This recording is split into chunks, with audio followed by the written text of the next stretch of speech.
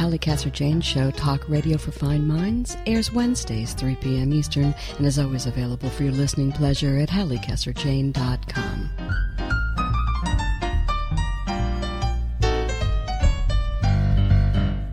Thank you so much for joining me. I am Halli Casser-Jayne.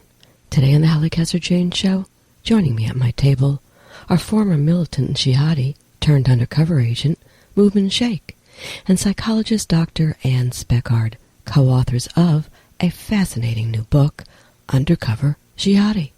But before we begin, a brief message from our sponsors. You are listening to the Halli Casser-Jayne Show, talk radio for fine minds.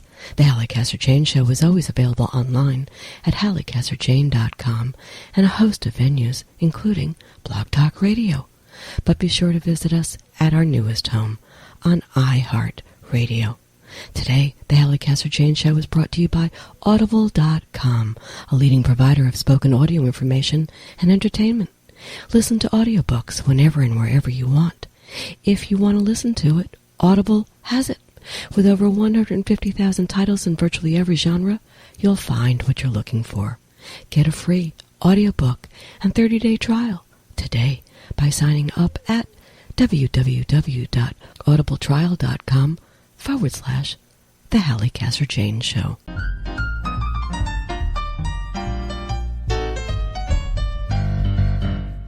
Mubin Shaikh was born and raised in Toronto, Canada, amidst 21st century Western values. His parents were of Indian descent and practicing Muslims, his father a founding member of their mosque. Mubin attended public schools, but at night his parents insisted he also attend an Islamic madrasa. Cultures collided, and at age 19, Mubin became a supporter of the militant jihadi culture.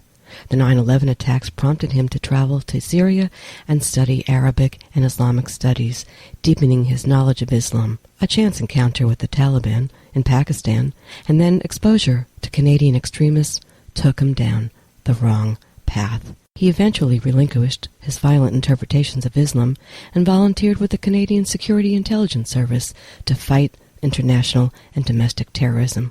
Working for CSIS, he infiltrated several radical groups and conducted surveillance on suspects as an undercover operative on cases which remained classified, eventually working with the Royal Canadian Mounted Police and the Integrated National Security Enforcement Team. He went undercover with and was instrumental in prosecuting Canada's largest domestic terrorism investigation, known as the Toronto 18 case. He spent 4 years testifying in 5 legal hearings as a fact witness, resulting in 11 admitting their guilt. He remains one of the very few people in the world to have actually been undercover in a homegrown terror cell, and his fascinating story is the subject of the book Undercover Jihadi, co-written by Shaikh and psychologist Dr. Ann Speckhard. Let's talk. So Mubin, this really is one of the most fascinating stories I've read in a very, very, very long time. I mean, I couldn't put the book down. I got to tell you, that's the truth. You were born and raised in Toronto. You called yourself a brown-skinned kid in a sea of whites into a world in which 2 different cultures were living uncomfortably side by side. And I have to tell you that when I read your description as you as brown, that thought personally had never occurred to me when I looked at one of my Indian friends. But you did see yourself as different and felt different. Talk to me about that. Well, I mean, of course, the idea of what you look like as opposed to what your citizenship might be. There is this, assumption that in order for you to be Canadian, you got to be white, because that's the majority culture. But I don't say it in the sense that I felt discriminated against or picked on or bullied. I personally didn't go through any of those experiences. As far as I was concerned, fit right in. What's it like to be raised a Muslim, at least by your experience? I'd venture to say, and I said this to you off air, that very few people in the Western world have actually spoken to a Muslim. It's not Muslims are not everywhere in this country. I'm talking about America at this moment.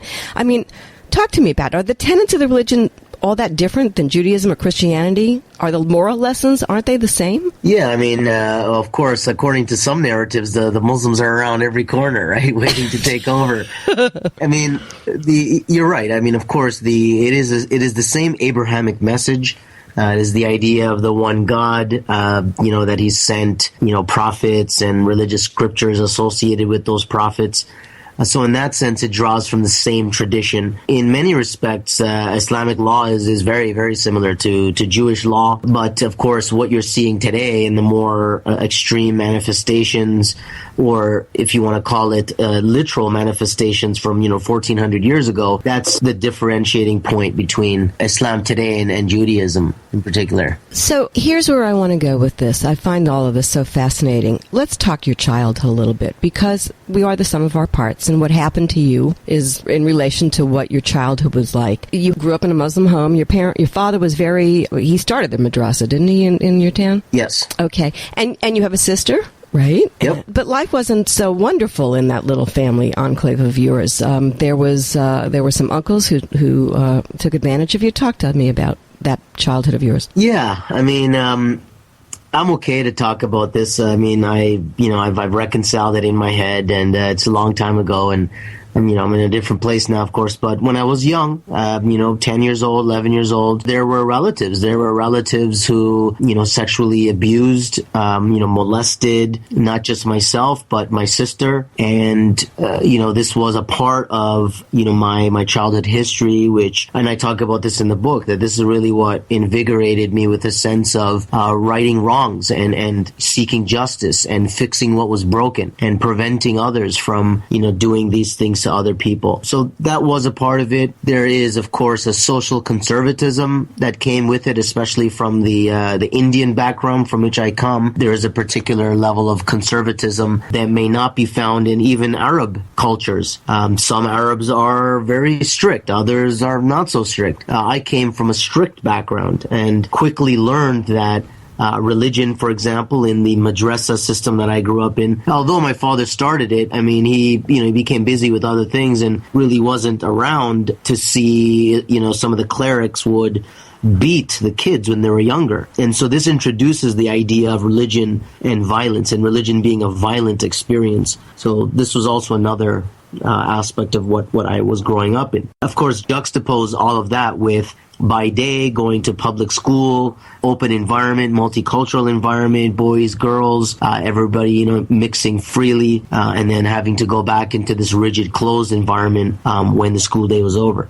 Yeah, and I would think that you have to split in a way, because there's the one world when you go to the public school, and then there's the other when you're going to your classes at the madrasa at night for religious studies. How'd you reconcile that in your little head? Your smart head, by the way. Well, I mean, I don't know how I really reconciled it. This is a period where it lays the foundation for an identity crisis to form, in my opinion. And I say this out of hindsight, because eventually what ended up happening was an identity crisis manifested very severely. And so I don't think I reconciled it. I think in my head, as I was growing up, this was just a period to absorb what I was seeing in my life environment and deciding which and how much of each culture I would bring into my own self to make my own identity.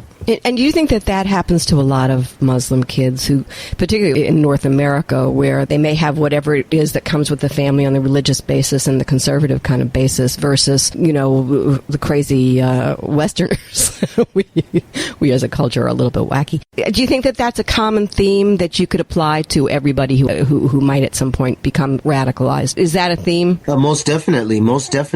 Identity and identity conflicts are one of the most common factors that we see when if we get to psychoanalyze individuals like myself who go through this process of becoming extreme. And ideology is actually another point. I think in many cases, identity is actually the result of ideology. So if you're growing up as a Muslim kid and your paradigm is framed according to your religious values, then the idea of seeking belonging, seeking meaning, that is all consequence of your religious views as well. So I wouldn't be so quick to separate identity from ideology.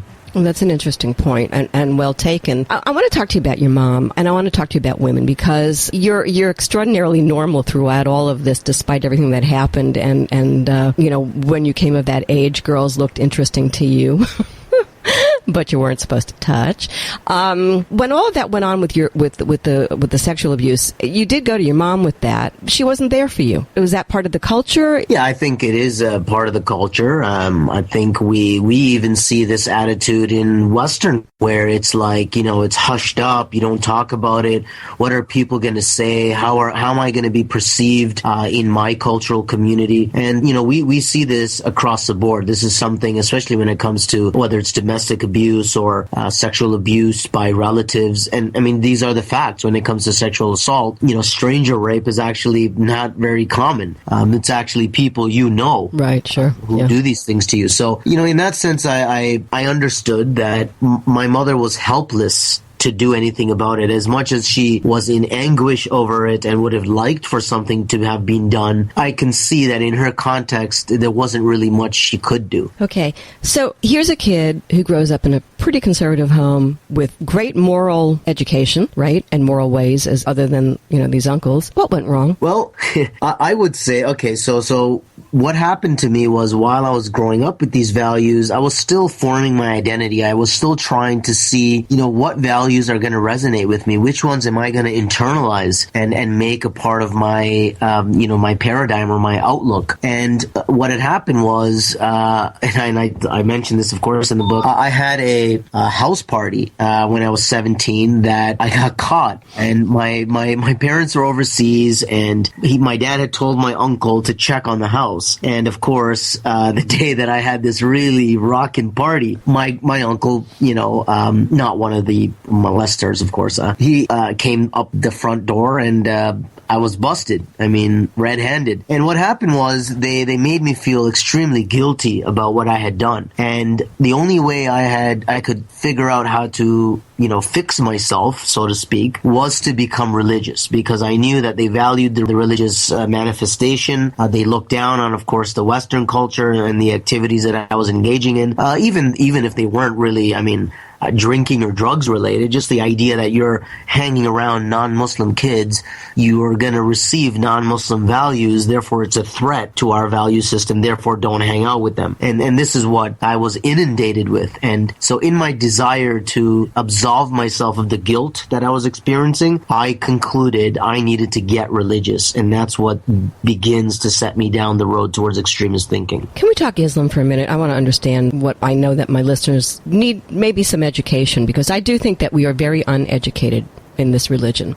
And I mentioned that before, but I want to go a little bit deeper into this. First of all, you do remain a practicing Muslim, correct? Oh, yes, of course. Right. Is Islam a good religion that teaches good values? I mean, talk to me about the teaching of the Quran and the supporting texts and what you learned as a kid. I mean, is it inherently a good religion? And if it is, why have so many misinterpreted its teaching? Including you. Right. So the Islam is very similar to Judaism and Christianity. I mean, I've read the Bible multiple times, the Jewish Bible, the New Testament as well. And the message is consistent. The idea of one God, helping the poor, helping orphans, being righteous, things of this nature. The Quran is situated in a 22-year period, 10 years in Mecca and 12 years in Medina. And, a lot of things happen in that time. I mean, when you compare the New Testament, it's only 3 years of Jesus' ministry.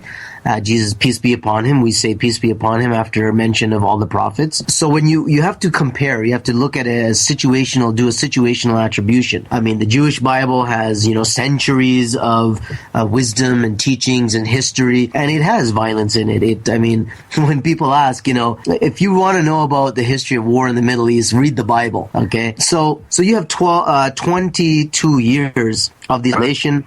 It comes in a period where the polytheistic tribes begin to fight with the Muslims because, their idea of one belief, the Abrahamic God, and they're fought because of this. And so you begin to find verses which legitimize fighting against those people. So the problem is today, people look at those verses and they try to make sense of it. They try to make sense of what's happening in the Muslim world. They see that there are Western invasions. Sometimes, they're good. Sometimes they're not good. And they try to explain this, and they try to say, well, how how do we make sense of this? And when you go to the Islamic sources, you will find these verses that were revealed during a time of political conflict. So as soon as you come and enter into another period of political conflict, you are going to have people refer to those verses. So really, and just to close this point, this is why we make the point of mistaken interpretations, because I'll give you a perfect example, chapter 9, verse 5. Kill the unbelievers wherever you find them. And a lot of people who, they hate Islam and Muslims, they want to believe that Islam is the reason for it. They want to avoid, the reality of sociopolitics. They see that and they say, look, here's what the verse says. And this is funny because I used to believe the same thing until the scholar said to me, well, do you normally begin reading at verse 5? Right? Right. So if you go to verse 1, it tells you that this is in regards to polytheists who had broken the peace treaty between them. If you look at verse 4, verse 12, it talks about, it absolves those who were not engaged in hostile acts and does not include those people in the verses that talk about fighting. So there is a context that needs to be respected. And then you get into this, and Christianity, and I suspect Judaism, you mentioned, like in the Jewish Bible, an eye for an eye, but Jews don't do that anymore. And Christianity is filled with all sorts of things like that. They don't do that anymore. So what's happening in Islam that they haven't let go of what clearly was written so long ago that's really not applicable today? Is there a conversation in there? I think this is the root of the problem. It is the literalistic readings of the Islamic sources. And there are two reasons for this, I think. Number one is ideology. The Islamic sources themselves talk about extremist groups who will emerge, who will quote the Quran, but it will not pass their throats. Okay, so this idea of literalistic readings, superficial, shallow readings, is castigated even in the Islamic sources. Okay, so the people who engage in this are following a particularly ideological bent which allows them to read verses historically, which ignores contexts, which, ends justify the means, types of argumentation, which is, of course, it's prohibited in Islam. You cannot, if you're not allowed to eat pork, let's say, you're not allowed to sell pork. Okay, so these, you have these overtly Islamic groups who, drugs are illegal in Islam, but they involve themselves in smuggling drugs. Right. Right. And the second point after ideology is dictatorships. You have dictators who have kept the people dumbed down for so long. These are dictatorships that have been secular and Marxist in their backgrounds. And in fact, this is where a lot of the anti-Semitism in the Muslim world is traced from. It's a vestige of the Marxists who were promulgating these ideas. Yes, there have been, negative history with interactions with Christians and Jews, but there has actually been a lot of good experiences with Jews and Christians. When you look in Muslim Spain, of course, there are hundreds of years and there are going to be good times and bad times, but this is the point. So that's why I think people, they haven't been able to move away from ancient interpretations. So interesting. Sharia law, for those who don't know, that is what fundamentalist Muslims' concept of how to live their lives, right? Would that be a fair way to say it?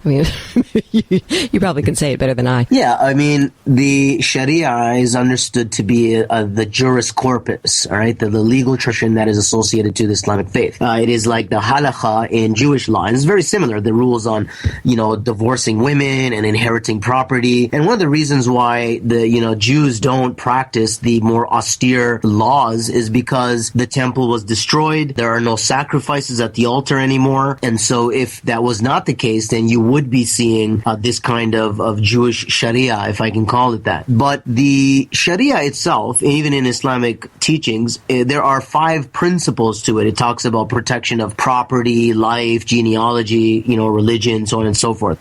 It's very similar to what we have today as our legal system. So, for example, the Sharia talks about objectives, right? So protecting property is the objective. But of course, in a desert culture 1400 years ago, when you took something, you had your hand cut off, right? That's the way that people lived. And this is the problem today. Muslims don't seem to understand that you don't need to necessarily chop off people's hands to achieve the objective of protecting property. Now we have imprisonment, you may have, counseling, you may have restorative justice principles. These are modern concepts which, we've come to, but the Muslim world has not. largely because of ideology and dictatorships that have kept people dumbed down. It's because of our education that we've come to this place.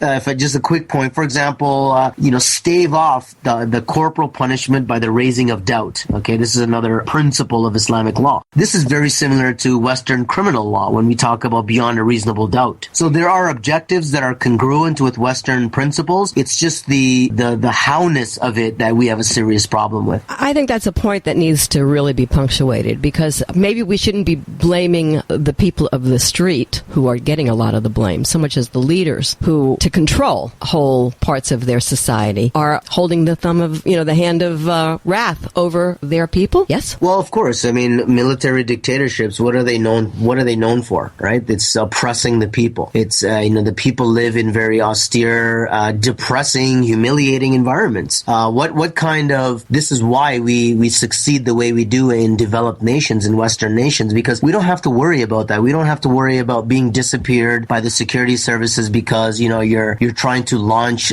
some kind of political, opposition to the government, or pursuits in science. I mean, these are countries which all their money goes into, holding on to power. It doesn't go into studying science, philosophy. I mean, this is what the Muslim world was known for. All this golden age talk, the ideas, that informed Western enlightenment, a lot of them came from the Muslim world. And because the Muslim world has stopped studying science, philosophy, contributing in that regard, this is why they are where they are. So I want to take it to this point. Often cited is that Muslims are motivated to terrorism because the Quran and the Hadith tells them that fighting non-believers is a duty of every Muslim, and the only way to be certain of going to heaven, to enjoy untold sensual pleasures, is to die fighting in the cause of Allah.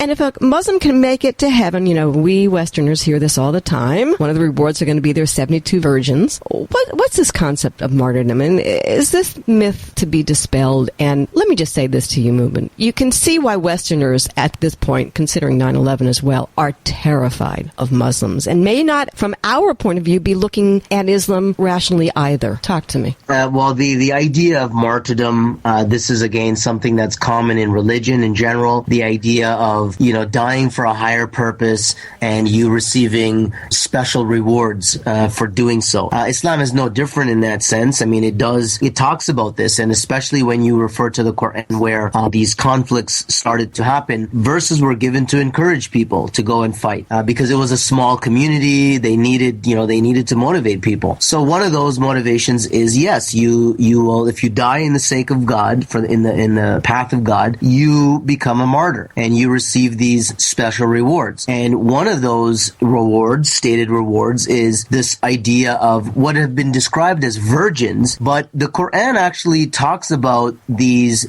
are basically, if I can call them, extraterrestrials, okay? In the sense that the Quran says that they have not been touched by angels or humans. They are almost like I don't even know what to call protected species. I don't know. They are humanoid in form. They are associated with sensual pleasures. Yes, this is true. And this is one of the rewards given to men in particular, because men are the primary audience in the Quran. Women have asked this question too. They're like, well, what do we get?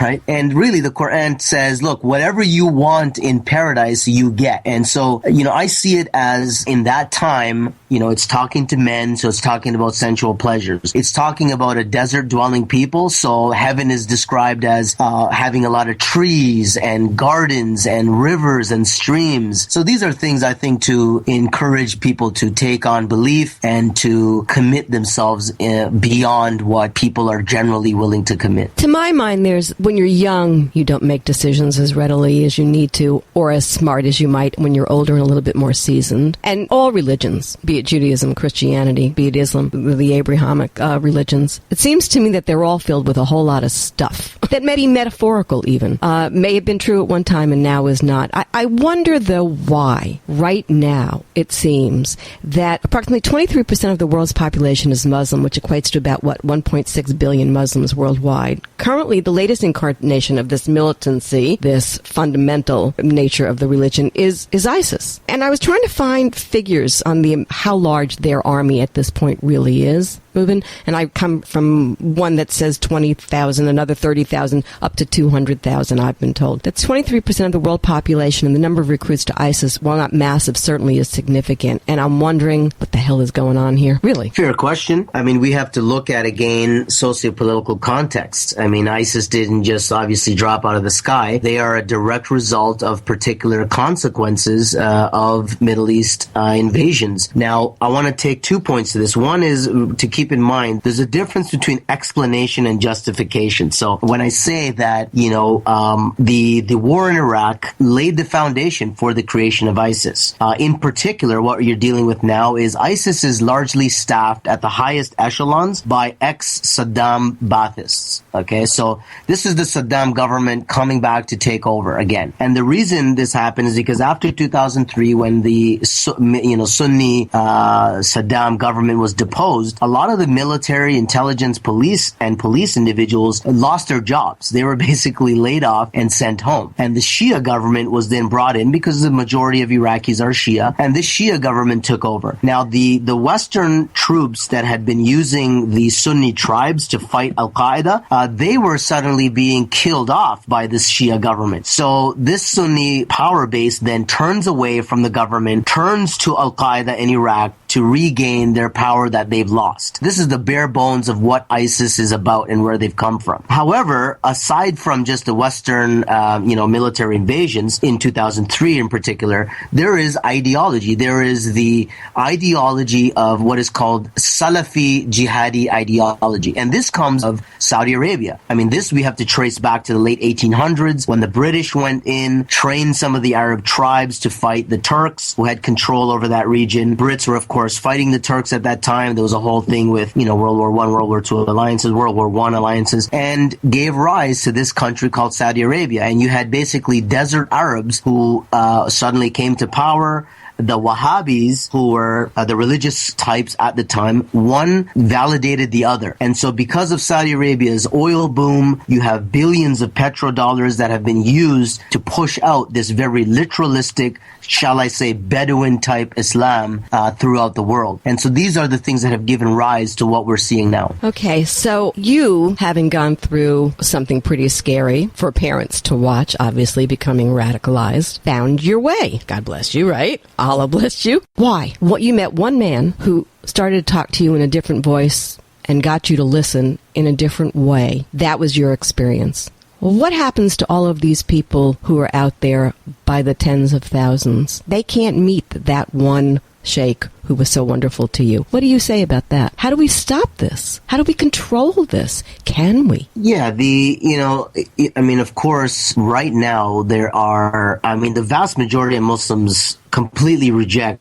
what ISIS stands for. I mean, it's one of the reasons why ISIS kills other Muslims is because those Muslims are speaking out against them, especially in Iraq and Syria, man. I mean, we have the comfort here in the West to speak out, to condemn, to say all these things. But over there, I mean, they will come and kill you. They will kill you and they will kill your family. They will blow themselves up in the mosque that you pray in.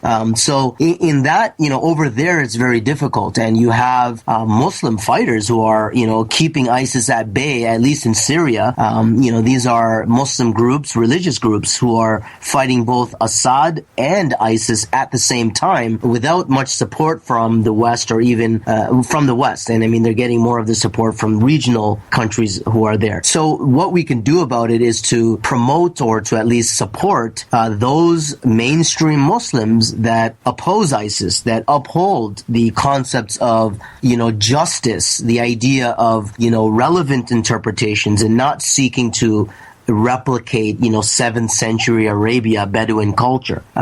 This is, I think, the way forward. And of course, this is a testament to the West.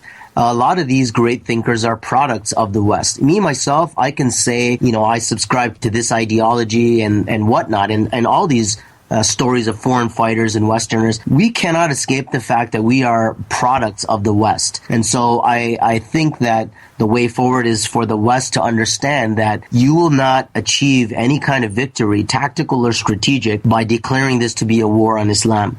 We need to work with those Muslims who are fighting ISIS. who are opposing this extremist ideology. And that is the way forward. Okay, so let's get off that track for a second. Let me just go back another track, because I think that there's also this issue, which is you have to get to kids like you were younger and be also aware of what's going on, because I think you were putting out a lot of signals that all was not wonderful, thank you very much, and nobody was catching them. And I think that's a lot of what's going on with some of these recruitments that they're making. These are kids, just like in America, where we've had all these, crazy gun shootouts, where every single one of these kids who's done this in our schools was a known problem child, and nobody did anything about it. And I think that exists in this situation as well, don't you? Absolutely. When you look at a lot of these kids that are joining these, you'll see that they come from overwhelmingly from broken homes. There's been some kind of dysfunctional family upbringing, feelings of inadequacy, alienation, isolation, whether real or perceived. And you have individuals who come from criminal backgrounds. It's like joining a gang.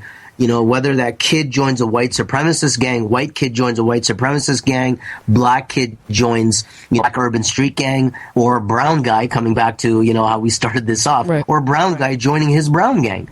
At the end of the day, it's a sense of belonging to the strong tribe. The idea that this tribe is going to protect me from my perceived enemies. And it explains why, how do kids watch beheading videos and think that this is okay? Because in their worldview, if you just juxtapose an urban street gang situation or a white supremacist gang, who stands around watching somebody get his skull crushed at the bottom of someone's boot, right, and cheer it on and kick the guy in the face too? I mean, it's the same kind of environment, this group violence, mob mentality, the idea that we're striking at our enemy and our enemy is hurt, and this makes us feel good. Here's something that fascinated me in reading this delicious, wonderfully well-written, well-told story of yours in Undercover Jihad. And that is, there are a lot of kids like you who had a lot of crap go on in their lives, right? But they don't all become radicalized. So the question that I wanted to ask you, as much as any question that I wanted to ask you, is, what's the trigger, babe? What's the deal that we haven't discussed that makes one turn that way versus the other not? Have you thought about that? Have you thought about what it was that triggered it in you? Because if you know what that trigger was, I bet you that trigger is the same for a lot of the other kids who are out there who turn, the wrong road. Yeah. I think this is what internet-based radicalization is all identified as an aggravating factor. The reason why an individual will, if I could make it so basic, that will move from talk to action is it's from an emotional context. So a kid who is sitting at home watching jihadi videos all day long is watching scenes of oppression, humiliation, killing. He will be moved to action. So, for example, Joe White guy who's in, South Carolina, when he sits at home watching these videos and he begins to think that the suffering that I'm seeing, I am now a victim of that. Because when you sit there and you watch these videos over and over and over, I'm sorry. I mean, you try to do that to yourself. Spend just, go ahead, spend just an hour straight watching these videos and watch and see what develops inside you, inside your head. The emotions that start to generate, anger, hatred, desire for revenge. These are I think, trigger points that move a person from thought to action. And when you start to view these videos in conjunction with ideological justification, so you're seeing these people being killed, then enter a religious looking guy who comes in and says, you see what's happening here? This is because they hate you as Muslims. This is one of the arguments that the extremists put forth. They're doing this because they're a crusader coalition. You'll find that this is a very common theme when they go into this sort of stuff. So using ideological justification, using videos that can be disseminated, across the world just by a click of the mouse, watching these videos again and again and again, this is what puts these people on that path. Okay, so let's change subject real quick. Let's go to this one. Muslims and Jews, like oil and water. What's the story? Well, you actually were taught to hate Jews, and not until a trip to Israel did you begin to question that hate, but you did. Yeah, Jews and Muslims, this is a case of sibling rivalry gone mad.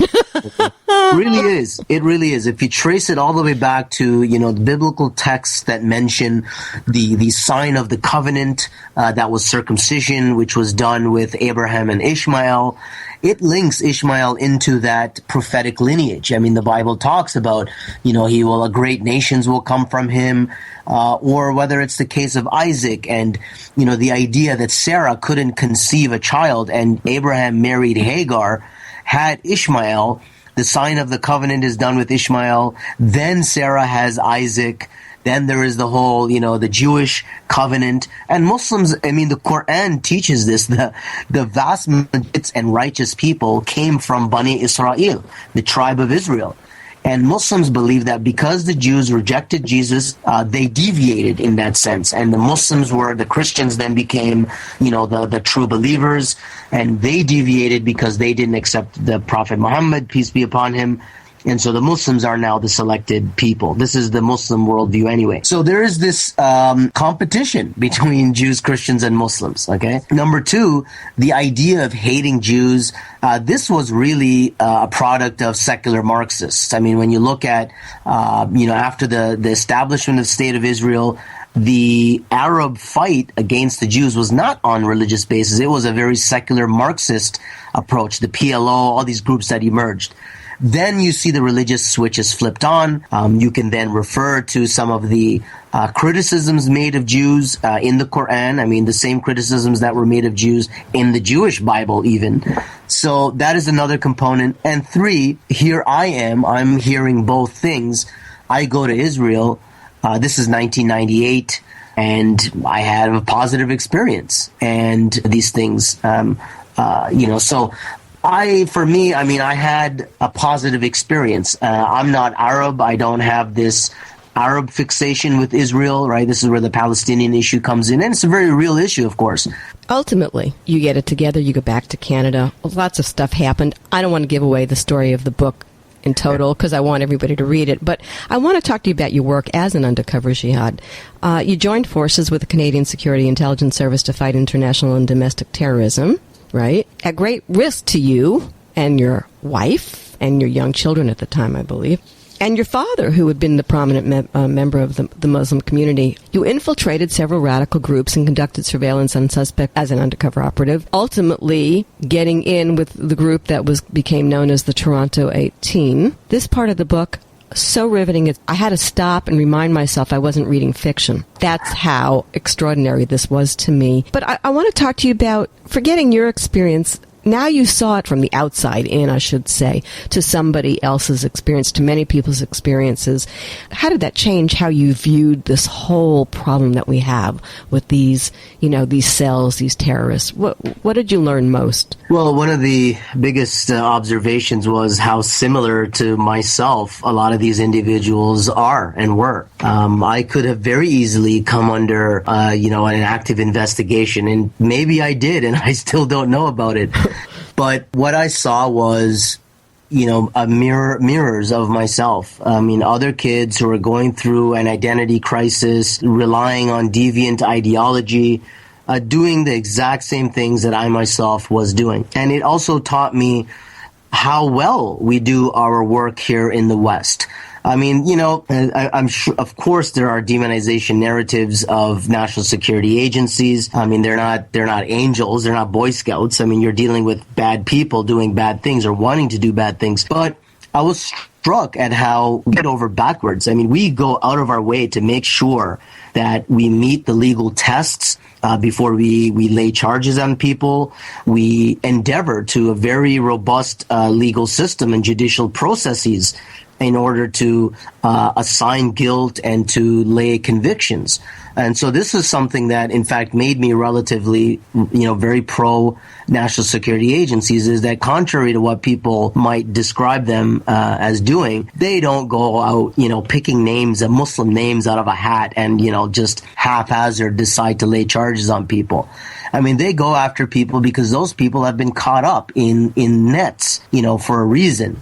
I mean, notwithstanding the mistake or the innocent person, I mean, that happens. But the overwhelming majority of cases, you're catching people who are up to no good, right? And even when it comes to like sting operations, it's no different than when, they lure in a child sex predator by pretending they're little Lucy on the other line, right? But in fact, it's Agent Lucy Smith. And look, you just got caught. It's as simple as that. Incredibly courageous. I have to give you credit for that, because you were in some dicey situations that you could have gotten caught and gotten, God knows what happened to you. So, my goodness, unbelievable. And that part of the story everybody really does need to read, if not the whole book. But I want to say this. At the time then, when it was time to turn these guys in and to do what needed to be done, you had to think about it, kind of went on a bender with drugs a little bit. I mean, it was not an easy thing to turn in a fellow Muslim, right? Yeah, I mean, what started to happen was, here I am, and I have defined my self-worth, against my membership in the Muslim community. And now suddenly I find the Muslim community, I start to get nervous. I start to get nervous that, oh my God, what are people going to say? What are they going to think? Are they going to understand? Are they going to accept that what I did was the right thing? And I talk about this. I was on a bender for like a good 6 months. And what was happening, this was after the arrest took place. There was a lot of hatred that came from the community, people who were, wishing death and destruction upon me. And, I fell into cocaine use. That was my drug of choice, largely because, when I experimented with it in high school, I remembered that one of the things it did was bring your self-confidence up, or at least, so you think. And because my confidence had plummeted, based on what had happened. So I was experiencing, we might call it PTSD, and it was very difficult for me. It really was. And I talk about this in the book, and I'm very open about this because, here I am in court swearing to tell the truth, the whole truth, and nothing but the truth, so help me Allah. I have to be honest about myself, I had to be ready to give evidence against myself if I wanted to convince others to believe the evidence I was giving regarding those people. And, it was a very traumatic experience for me, psychologically, emotionally, intellectually. But, if I can say, it was a good experience because I learned very quickly who my true friends were. I learned very quickly what my real identity was. No way was I going to let the haters have satisfaction of seeing me fall and not get up. I fell, I took my hits, but I got up. And honestly, if I hadn't gone through that level of darkness, I wouldn't have been able to appreciate the light. I want to ask you now about how we are, you mentioned it briefly, but I want to go into a little bit more detail about how we're framing this situation and how we're dealing with radicalism. President Obama has been very dogmatic even in saying we are not going to call this a war against Islam, we're going to call it a war on terror. ISIS is not Islam. I want to ask you first what you think about that decision. And then I want to ask you if there's a problem of glossing over a certain reality that will serve no one on either side of this whole thing in the long run. What's your thought? The truth is always going to be somewhere in the middle. I agree with President Obama in not using that term, and I'll tell you why. First and foremost, we do not want to give ammunition to the terrorist narrative. We cannot tell ourselves that we have to counter this group and then isolate and marginalize the entire Muslim community. That's a non-starter because you need the Muslim community not just to feed you intelligence, but you need them for undercover operations. And in the Middle East, you need them to be your allies on the ground, boots on the ground in particular, against ISIS. So it will not achieve our objective of defeating ISIS if we engage in the same rhetoric that they engage in. I do training for military agencies. I'm very involved with NATO and Special Operations Command. I'll be attending their conference in New York at the beginning of April. And the point is this. You don't have to believe that Islam is a legit religion. You can believe whatever you want to believe about it. But at the end of the day, if we are to fight the enemy, then the enemy that is ISIS is hostile to both Muslims and non-Muslims. So it follows that we need to ally with Muslims who are anti-ISIS. And that's the majority of Muslims you're dealing with. Moreover, the whole idea of we do not want to get into a war on Islam narrative. We don't want to do that. Because we've been through that. There was a whole period of the Crusades, and it wasn't good for anyone. And the biggest mistake we can make, especially we're fighting a war, okay? We're fighting an insurgency. We're fighting a social movement. Okay, it's not so easy. We must make use of allies in the Muslim world, because it is the Muslims right now that are fighting ISIS in Iraq and Syria, especially in Syria. And it's being done by, Jordan, by Turkey. Those are two, Western allies. You have other regional players, Saudi Arabia, Egypt, Lebanon. They want to participate in the fight. So I think we need to let them do that. And if they feel that they're perpetuating a war against Islam, they will lose credibility among their local populations, and especially in the war zones in which they're going to be going. But is it fair to say that whether you like it or not, it's just like Jews saying the ultra orthodox, they kind of look at them like they're regular secular Jews look at the ultra orthodox as like, what are they? That you have to look at these fundamentalists as part of Islam, because to deny that, is that fair? Right. So the term that I use is TICs, okay, terrorists in Islamic costume, and this uses the term Islamic in a fair way, and it uses the term costume in a fair way, because one, it acknowledges that it has something to do with Islam. I mean, they're not quoting the Bhagavad Gita or the another scripture. They're quoting the Islamic scriptures. Okay, this is a fact. But the argument is they cannot be Islamic because the things that they do are blatantly against Islam. For example, quick example, the use of child soldiers. The use of child soldiers is completely prohibited in Islam. The Prophet, peace be upon him, when there were young kids who tried to go and fight, some of them even trying to tippy-toe to make themselves look taller, he refused them participation because they were not adults, they could not make decisions, da-da-da. ISIS uses child soldiers. Boko Haram uses child soldiers. You cannot say that this is Islamic. I'll give you another example.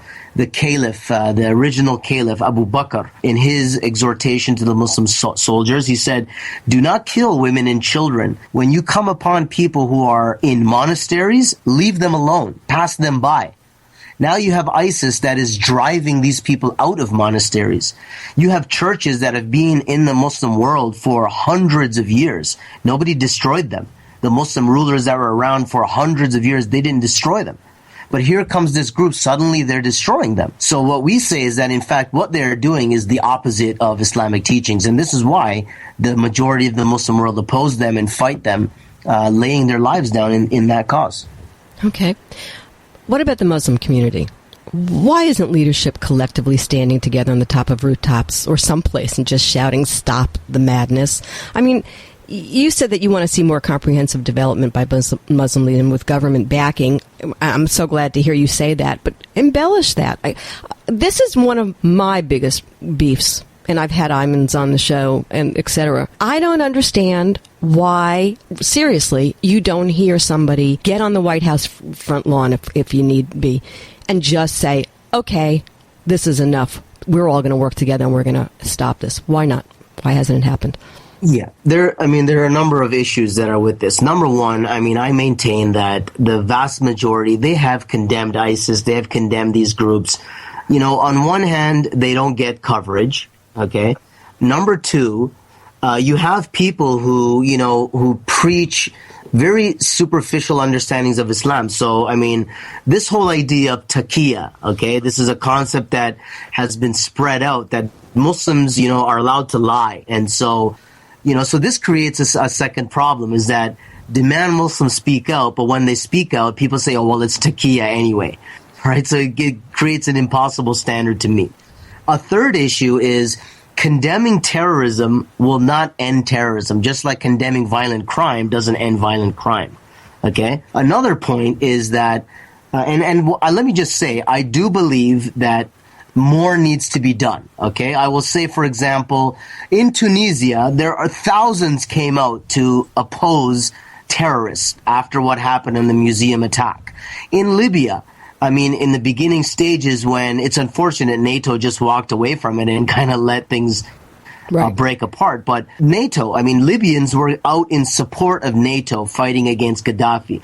when one of the terrorist groups committed an action, they marched on to, I mean, these are unarmed civilians, and they were shot at, of course, by the terrorists, some people being killed.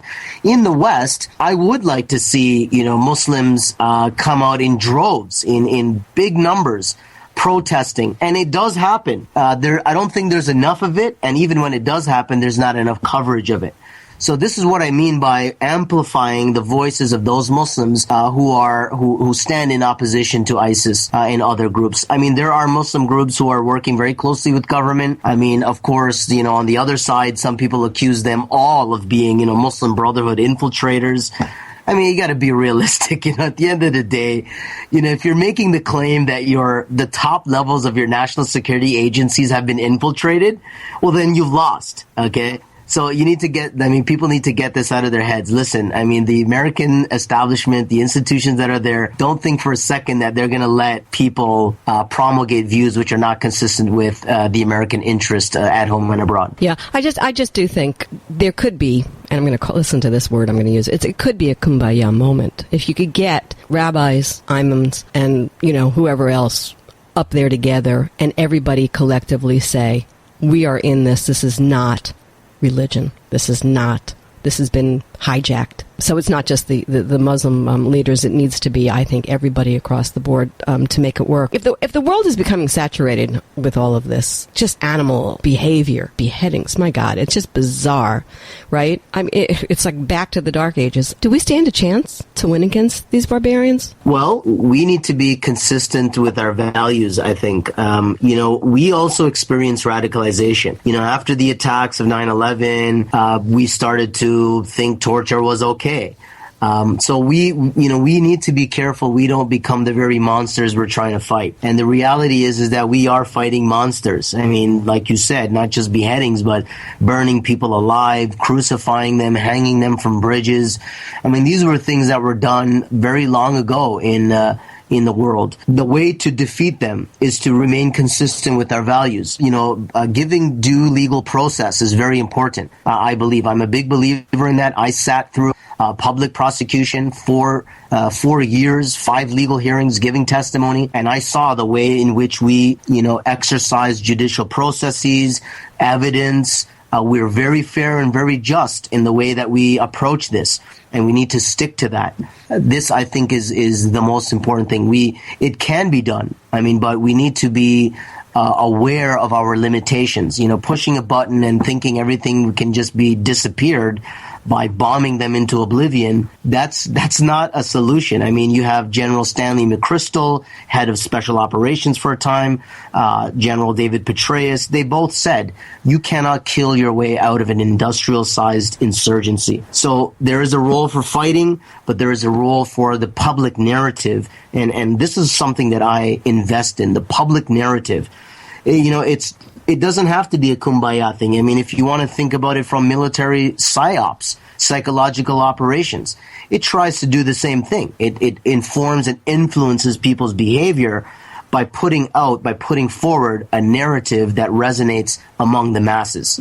All of the above. Right? Yeah, a little of all things. Some things need to be turned up in particular contexts. Other cases, not so much. Like, very quickly, large-scale military invasions by the West is not going to do it. Ground invasions by Muslim countries that are, directly impacted, that will do it. The West has competencies in special ops and intelligence. Those are things that they can do, right, to augment others doing their share of the work. I've been speaking with Mubin Shaikh, the co-author of Undercover Jihadi, available on Amazon.com. For more information on Mubin and his work fighting terrorism, visit www.undercoverjihadi.com.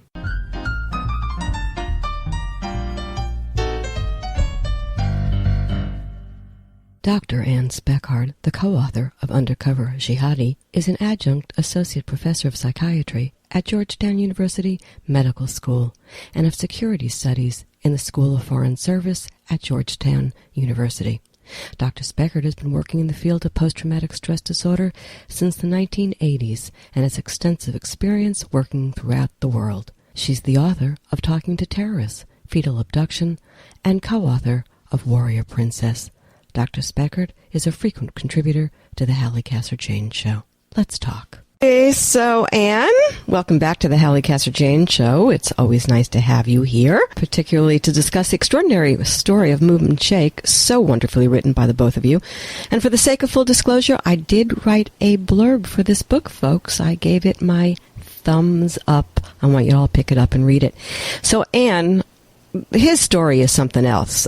His journey to militant jihad, how typical path do you think his was? I think it's pretty typical, actually. Very typical. I mean, here's a guy that has been hurt early on in life. Well, the madrasa is kind of strange in the West, that he went to madrasa as a young child.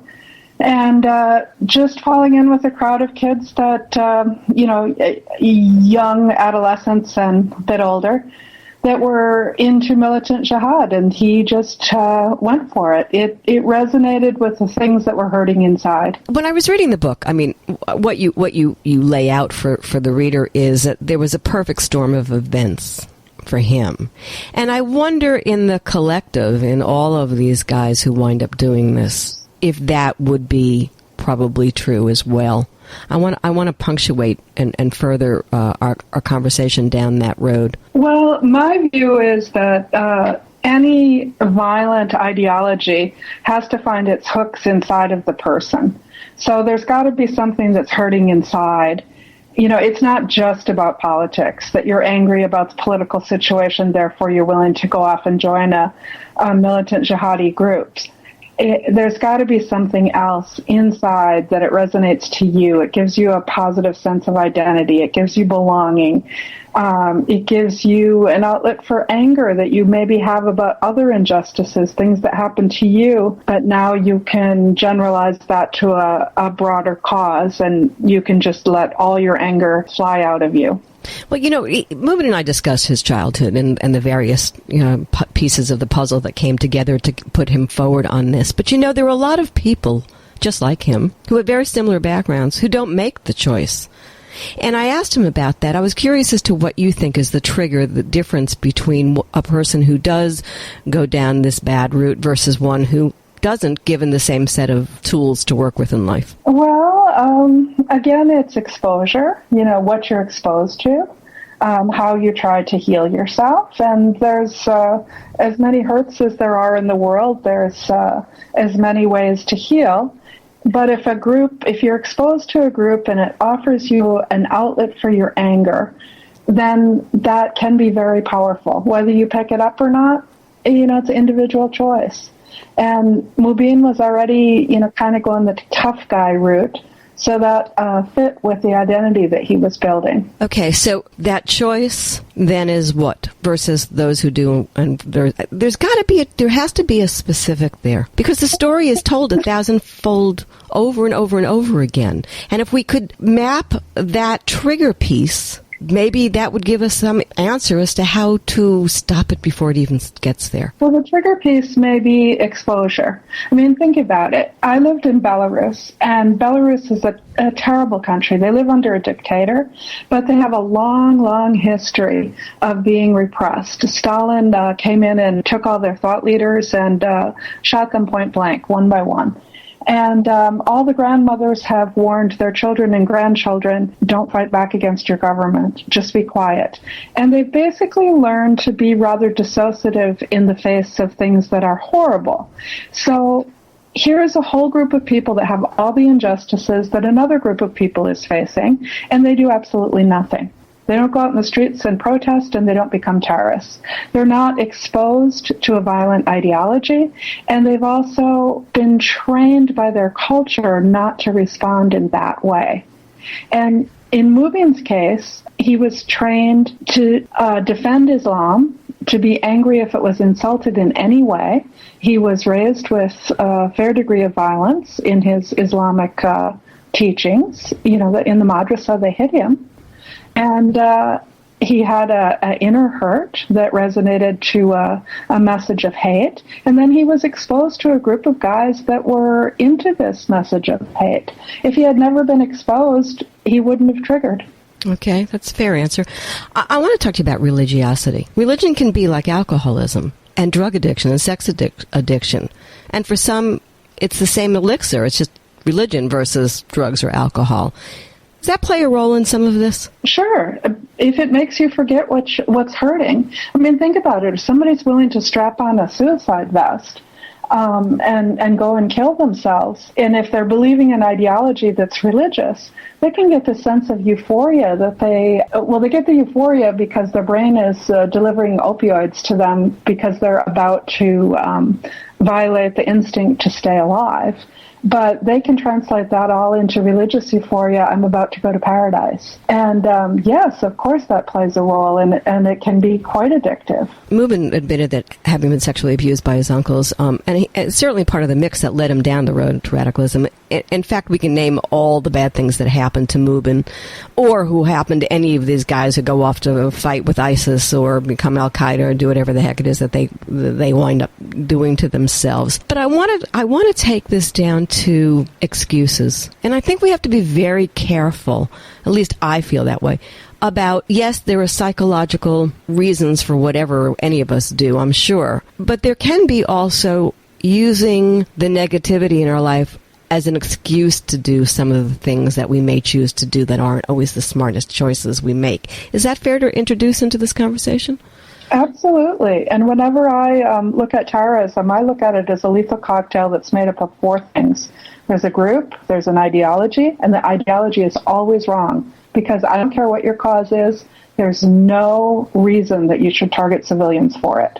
So there's the group, an ideology, social support, which is also often wrong, and then your individual vulnerabilities. And those four things come together. But yes, of course, it's always wrong to blame others and strike out at others for the things that are hurting in our lives. Radical Islam, among the other things that it is it a reflection of our times? Listen, hear me out on this. We've never been more connected than we are through social media today, and yet I have to tell you, we're never as individuals that with all of that connection, that's also as isolated as we are behind our computers and behind, you know what I'm saying? So doesn't that isolation and loneliness make us more susceptible to becoming part of a larger group, to wanting to belong, to be part of something? I mean, this world seems to me to be suffering, in a sense, from abject loneliness. That might be part of the appeal to Westerners that are getting drawn in via social media.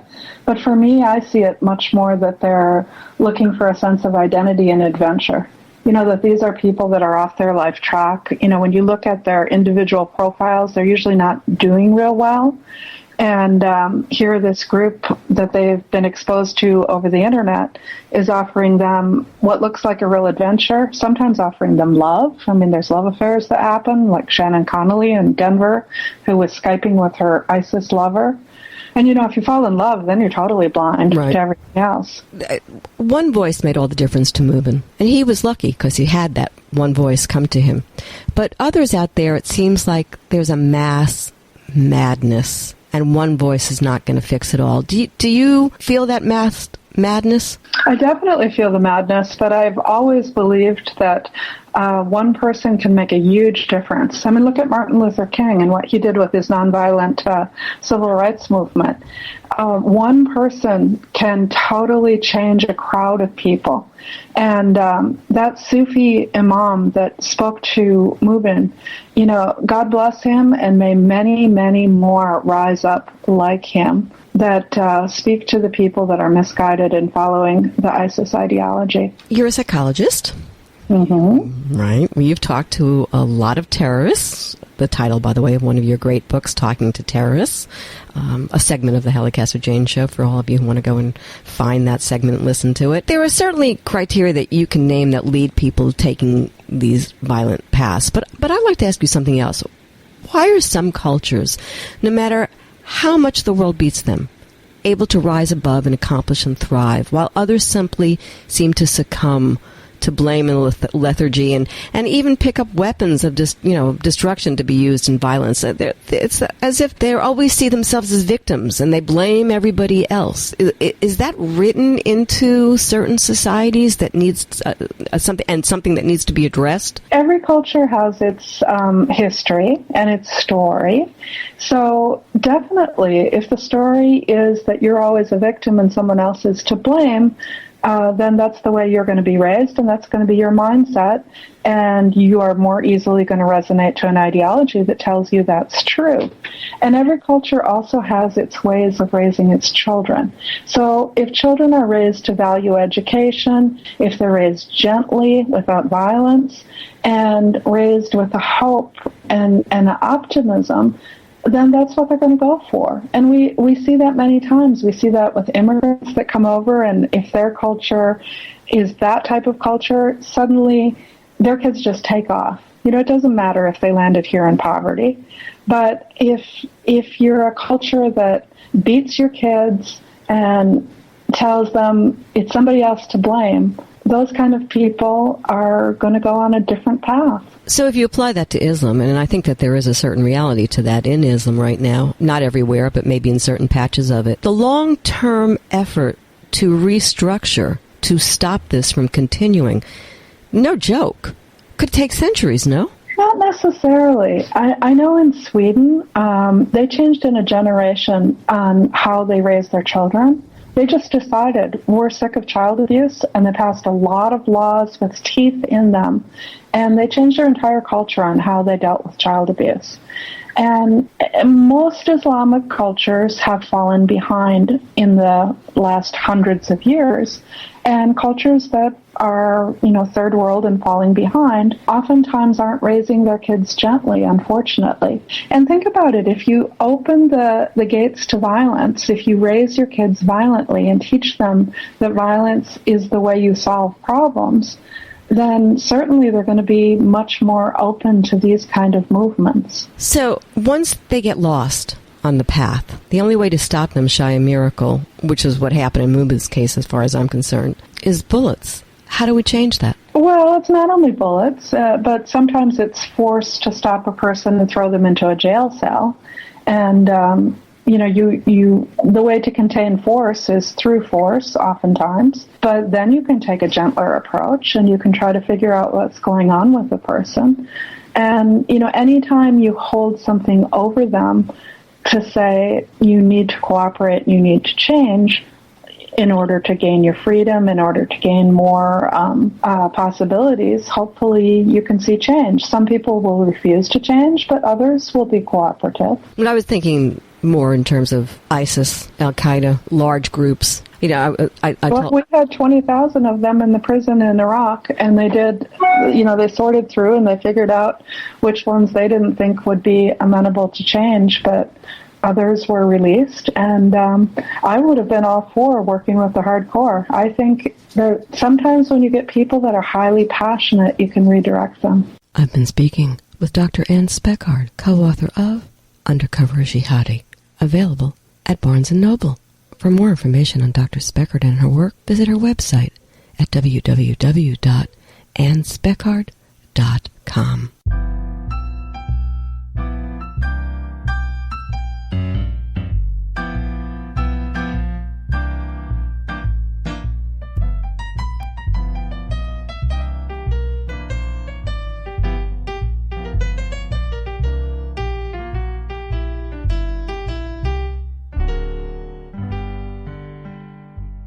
Before I go, I want to remind everyone that podcasts of current and past shows are always available to listen to free on iTunes under the Halli Casser-Jayne Show.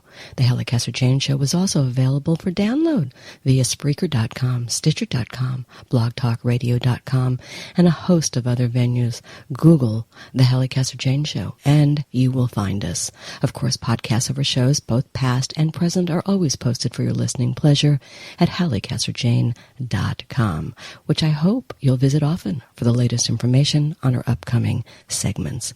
Oh, and while you're at HalliCasser-Jayne.com, don't forget to visit my blog to read my latest musings. I'll be back next week, same time, 3 p.m. Eastern, for another edition of the Halli Casser-Jayne Show, Talk Radio for Fine Minds, brought to you by Audible.com. Get a free audiobook download at www.audibletrial.com/The Halli Casser-Jayne Show. Audible.com features over 100,000 titles to choose from for your iPhone, Android, Kindle, or MP3 player. Stay in touch, won't you? Remember, that's HalliCasserJayne.com. Discover us on Facebook at Halli Casser-Jayne and on Twitter at HalliCJ. I love to hear from you. So, till we meet again, this is Halli Casser-Jayne.